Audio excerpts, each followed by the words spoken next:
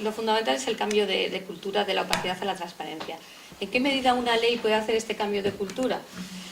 Bueno, pues de alguna forma puede servir de palanca, pero yo creo que también hay que ser consciente de que las leyes no nos lo van a solucionar todo. Yo siempre digo, cuando doy charlas sobre la ley de transparencia, siempre digo lo mismo, no había ningún problema para ser transparente antes de la ley de transparencia, solo había los problemas derivados, lógicamente, de las leyes de protección de datos de carácter personal, insisto en lo de carácter personal, porque tiene que ser datos de personas físicas, y sin embargo había, y sigue habiendo en cierta medida, muy poca transparencia. ¿Por qué? Pues porque la cultura reinante en el ámbito de la política y de la administración pública era más bien una cultura de la opacidad. No se está acostumbrado a dar información a los ciudadanos, mucho menos a rendir cuentas y mucho menos, como bien dice Manuel Villoria, a asumir responsabilidades después de una rendición de cuentas. ¿Esto está cambiando? Yo creo que sí, está cambiando. Y en parte también por la ley de transparencia. Bueno, la ley de transparencia, digamos que fija unos mínimos que ya no se puede uno, digamos, estar por debajo, ¿no?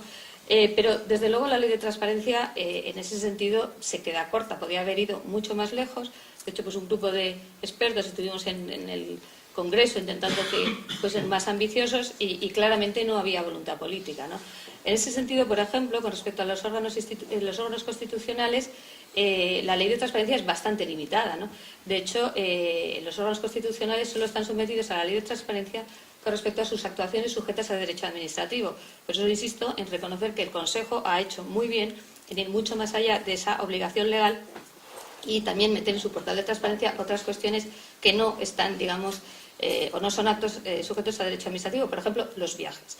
¿Por qué digo esto de los viajes? Porque recientemente en el Congreso de los Diputados se ha acordado todo lo contrario, ¿no? Es no dar publicidad a los viajes, al coste de los viajes, a por qué se viaja, porque efectivamente es que la ley de transparencia no obliga a eso a los organismos constitucionales. Otra cuestión también que hay que señalar y que me parece también bastante interesante es que, y lo ha hecho también el Consejo y a mí me ha permitido prepararme esta ponencia, es colgar los informes de fiscalización, por ejemplo, el informe del Tribunal de Cuentas.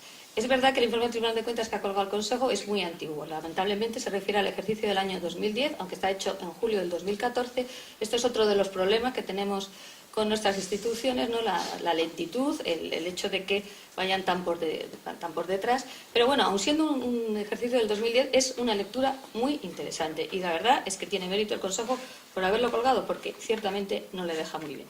De hecho, nosotros en el blog Hay Derecho pues colgamos un post analizando un poco este informe y yo me querría centrar en algunas cuestiones porque me han llamado la atención, sobre todo tratándose del órgano de gobierno de los jueces. En primer lugar, el reproche que se hace en materia de contratación. Es decir, que claramente, más si conoce los informes del Tribunal de Cuentas, el Tribunal de Cuentas siempre es muy elegante diciendo las cosas, ¿no?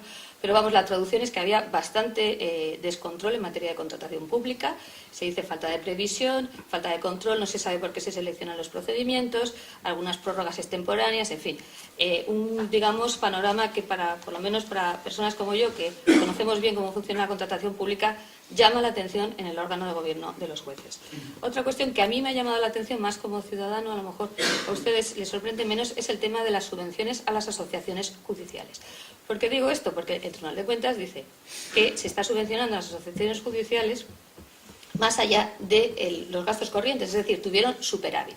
En fin, señala una serie de deficiencias en lo que es las subvenciones a las asociaciones judiciales que para alguien que no conoce bien este mundo de las asociaciones llama mucho la atención. Yo lo que sí conozco bien es la Ley General de Subvenciones y ciertamente es una cosa anómala. No se subvenciona, por supuesto, nunca a nadie por encima.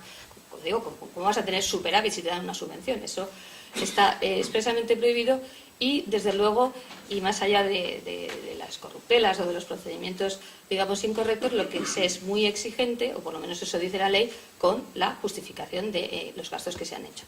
Yo no sé realmente cuál es el caso ahora de las asociaciones judiciales y quiero, para ser justa, decir que el propio Tribunal de Cuentas señala que el Consejo ha procedido, incluso antes del informe, a, digamos, remediar parte de los problemas detectados, pero sí me he molestado esta tarde en ir a ver las páginas de las asociaciones judiciales y lo que yo desde luego no he visto es ningún tipo de memoria económica de dónde procede el dinero. Es decir, hay mucha información corporativa, hay mucha información de medios, hay hasta modelos para pedir no sé qué y reclamar algo de una guardia, pero lo que no he encontrado es la información económica.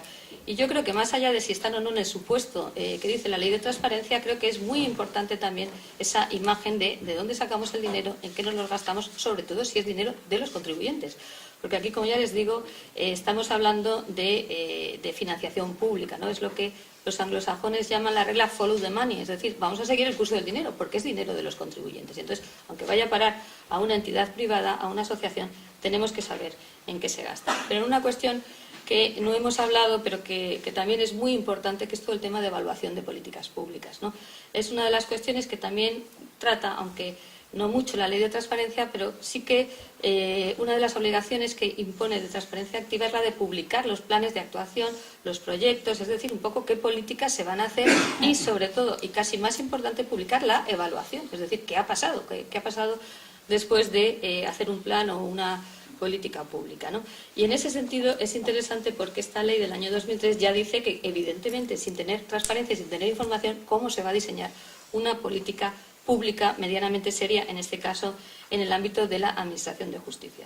También hay que decir que yo creo que lo que sí se ha desarrollado, por lo que conozco, pero sin duda la vocal del Consejo nos podrá informar más, es la parte de estadística judicial, de las cargas de trabajo de los juzgados. Es decir, sí que ha habido un desarrollo, creo yo, de una parte de estas previsiones, sobre todo aquella parte que interesaba más, por así decirlo, a la propia Administración de Justicia o al propio Gobierno, ¿no?, para adoptar esas decisiones, pero quizá bastante menos las que afectaban a los ciudadanos.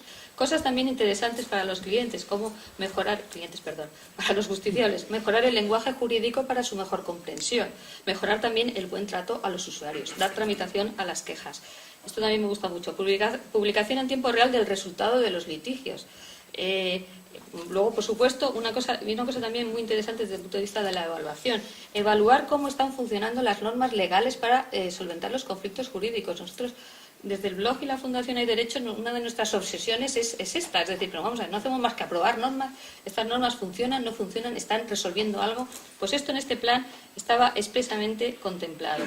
Y también otras cuestiones que también van en la misma dirección.